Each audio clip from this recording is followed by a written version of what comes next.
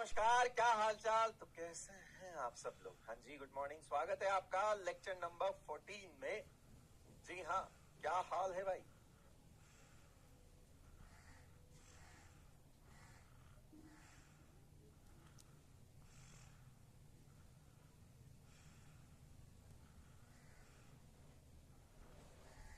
Good morning, good morning.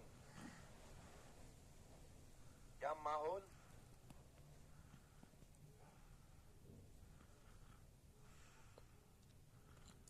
नमस्कार।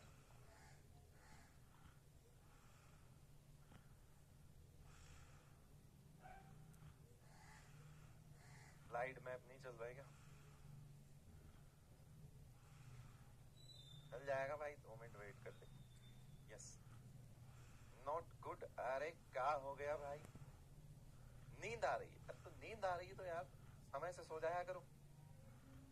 पता है कि सुबह सुबह क्लासेस रहती हैं तो रात को सोया करो आराम से, या फिर क्लासेस रात को देखते हो तो सुबह सो। और क्या है, जैसा आपका रूटीन है उस हिसाब से देख लो। अब रात को जग के फिर सुबह लाइव क्लास लोगे तो नींद ही आएगी, तो उस हिसाब से रूटीन फिक्स करो अपना, या तो फिर क्लासेस रिकॉर्डेड देखो, है ना। छोटी छोटी प्रॉब्लम्स हैं, है ना। हमें कई बार अपनी प्रॉब्लम्स की सोल्यूशन सबको कुछ पता होते हैं, ऐसे नहीं कि, लेकिन हम पता है क्या कर रहे होते हैं, सोल्यूशंस की तरफ नहीं देखते हैं, बस प्रॉब्लम प्रॉब्लम प्रॉब्लम प्रॉब्लम, सिर्फ प्रॉब्लम्स बता रहे होते हैं। जबकि हमें पता होता है कि इतनी बड़ी भी नहीं है ये, इसका सोल्यूशन मुझे पता है कि क्या है, लेकिन हमें वो करना नहीं होता। बस हमें वहां तक पहुंचना नहीं होता। बस बताओ किसी को क्या समस्या बताओ। एक अलग फील आता है ना कि अगर आप अपनी 5 समस्याओं के साथ किसी के सामने जाते हो कि मैं ये भी करता हूँ, मैं वो भी करता हूँ, मैं रात को जगता हूँ, मैं तो सामने वाला सोचता है स्ट्रगल, संघर्ष बहुत मेहनत कर रहा है लड़का। अरे प्रॉब्लम को दिमाग में बड़ा मत बनाओ, सोल्यूशन ढूंढो। कितने बजे सोना चाहिए, जब नींद आए तब सोना चाहिए, ठीक है ना। 6 घंटे की नींद होनी ही चाहिए कम से कम, ठीक है ना। ज्यादा सोते हो 7 कर सकते हो, बट कम से कम 6 से कम नहीं सोना चाहिए। मैं ये मानता हूँ स्टूडेंट लाइफ में नींद की कमी भी जो है वो कहीं ना कहीं इफेक्ट डालती है, क्योंकि सारा गेम यहाँ से है तुम्हारा, तुम्हें यहीं पर रिटेन करना है, तुम्हें यहीं पे याद रखना है सब कुछ। तो इसका हेल्दी होना बहुत जरूरी है, और इसका हेल्दी होने का सबसे बड़ा राज पूरी नींद ही है। ये है सीपीयू, ठीक है। और सीपीयू को भाई साहब आराम चाहिए, ये गर्म हो जाता है ना फिर बेकार हो जाता है, इसलिए नींद पूरी दो। अच्छा खाना, अच्छी डाइट बहुत जरूरी है, नींद बहुत जरूरी है, ठीक है भाई। ज्यादा सोने से भी ये खत्म हो जाता है और कम सोने से भी ये खत्म हो जाता है। इसको जितनी चाहिए उतनी नींद लेनी पड़ती है। 5 आवर्स चल सकते हैं, बट मेरे को लगता है कि मैं तो 6 बोलता हूँ बच्चों को कि 6 घंटे सो यार, आराम से सो। 6 घंटे सो के तुम, ऐसा नहीं कि तुम्हारा कुछ नहीं होगा या 6 घंटे सोने से तुम ज्यादा सो रहे हो। 6 घंटे सोना चाहिए बता। Topics to be covered, lattice energy, Fajans rule and MOT, ठीक है। ये हम आज पढ़ने वाले हैं। लेटिस एनर्जी की डेफिनेशन ये रही, बट डेफिनेशन से पहले एक बार पीछे वाली चीजें बता देता हूं। कहां से आया ये लेटिस एनर्जी टर्म, बताओ।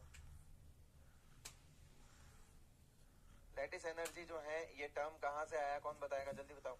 लेटिस एनर्जी टर्म कहां से आया।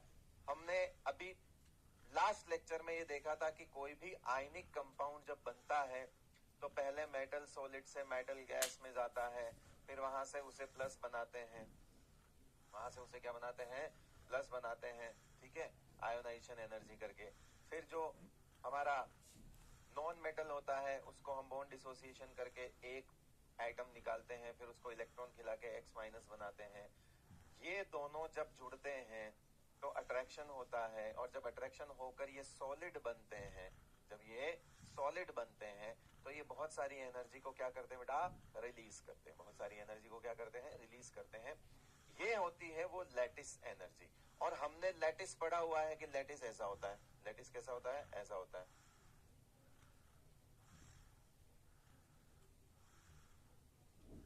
ऐसा। तो अपोजिट चार्ज्ड आयंस हैं, इनके बीच में जो अट्रैक्शन है, इस अट्रैक्शन में होने वाली रिलीज जो एनर्जी होती है ये लैटिस एनर्जी होती है। ये सारी एनर्जी जो दूसरी थी, जैसे यहाँ पे सब्लिमेशन एनर्जी थी बेटा, यहाँ आयनाइजेशन एनर्जी थी, यहाँ बॉन्ड डिसोसिएशन एनर्जी थी और यहाँ इलेक्ट्रॉन एफिनिटी थी और ये लैटिस एनर्जी, ये सब मिलके एक फॉर्मेशन एंथैल्पी बनाती है। जो फॉर्मेशन एंथैल्पी है उसी का एक पार्ट है। लेकिन एक चीज जरूर लिखिएगा नोट्स में अपने कि ये मोस्ट डोमिनेटिंग एनर्जी होती है जो कि किसी आयनिक कंपाउंड की स्टेबिलिटी को डिसाइड करती है। लिख दीजिएगा, lattice energy is most dominating energy which decide stability of any ionic compound because lattice stable है। यही इस बात का सबूत है कि वो आयनिक कंपाउंड भी क्या होगा, स्टेबल होगा। ठीक है बेटा, चले आगे। तो अब यहां से हम इस चीज को उठाएंगे। तो वैसे तो देखो सिंपल सी बात है, ये वाला पोर्शन उठा लो, यहां से यहां तक का अभी लिखता नहीं है ना, ये वाला पोर्शन है, ये डेफिनेशन होगी लैटिस एनर्जी। आप पूरे फॉर्मेशन एंथैल्पी में से ये वाला पार्ट हटा दो, सब्लिमेशन एनर्जी हटा दो, आयोनाइजेशन एनर्जी हटा दो, बॉन्ड डिसोसिएशन एनर्जी हटा दो और इलेक्ट्रॉन एफिनिटी हटा दो। फॉर्मेशन एंथैल्पी के अगर ये 4 पार्ट हटा दूं तो मेरे पास जो आखिरी पार्ट आता है जिसमें मैं ये बोल सकता हूं कि जो गैसियस कंस्टिट्यूएंट आयंस हैं वो जब मिलकर 1 मोल सॉलिड का निर्माण करते हैं तो उसमें जो रिलीज्ड एनर्जी होती है उसे लैटिस एनर्जी कहते हैं। मतलब यहां से मैं इसकी डेफिनेशन ले सकता हूं, इस आखिरी पार्ट से मैं डेफिनेशन ले सकता हूं। लैटिस एनर्जी की डेफिनेशन कहां से लूंगा, जब 1 मोल सॉलिड अपने गैसियस कंस्टिट्यूएंट आयन से बनता है, गैसियस कंस्टिट्यूएंट आयंस से बनता है तो रिलीज होने वाली एनर्जी। क्या मैं इसे ब्रेक करने के रेस्पेक्ट में भी लिख सकता हूं? मतलब मैं इसे डिसोसिएशन के कॉन्टेक्स्ट में देखूं तो क्या मैं डिसोसिएशन के कॉन्टेक्स्ट में लिख सकता हूं? एनसीईआरटी ने तोड़ने के कॉन्टेक्स्ट में लिखी हुई है। आप चाहो तो इसको कुछ नहीं करना, इधर जाओ। कैसे?